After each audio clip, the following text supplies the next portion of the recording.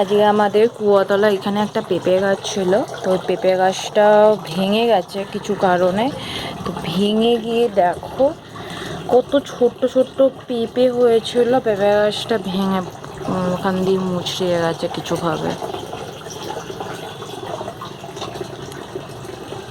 পেঁপেগুলো আমরা কালেক্ট করে নিচ্ছি, অনেক কটা পেঁপে আছে, সব ছোট ছোট, দেখো ছোট্ট ছোট্ট সাইজের পেঁপেগুলো সব ভেঙে পড়ে গেল। আমি এখানে আরো অনেক পেঁপে রেখেছি তুলে, একদম গাছের টাটকা পেঁপে।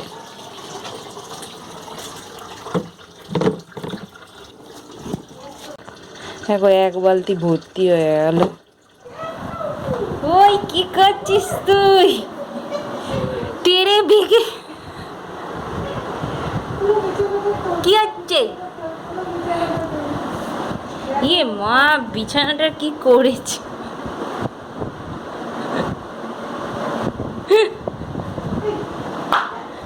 রেখে বার করো।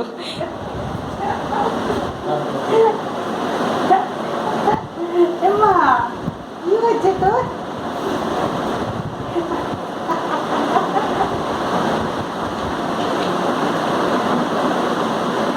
কোথায় চলে গেছিস?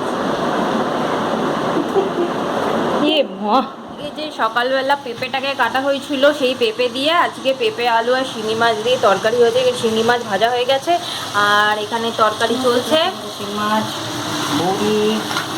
শিঙি মাছ বড়ি সব ভাজা হয়ে গেছে, এবারে তরকারি হচ্ছে। আজকে পুপুকি মাছের ঝোল দিয়ে ভাত মেখে খাওয়ানো হবে। শিঙি মাছের ঝোল দিয়ে হচ্ছে না?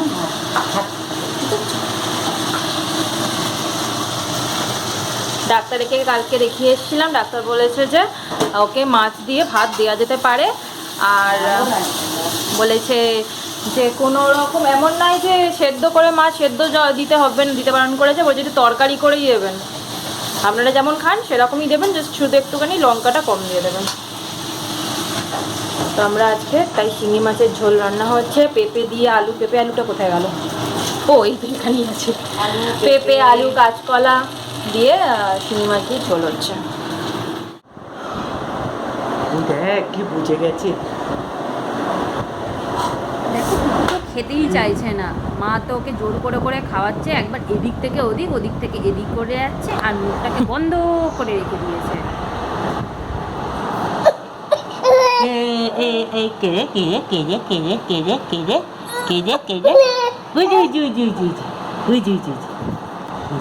এই যে আবার এই যে এই যে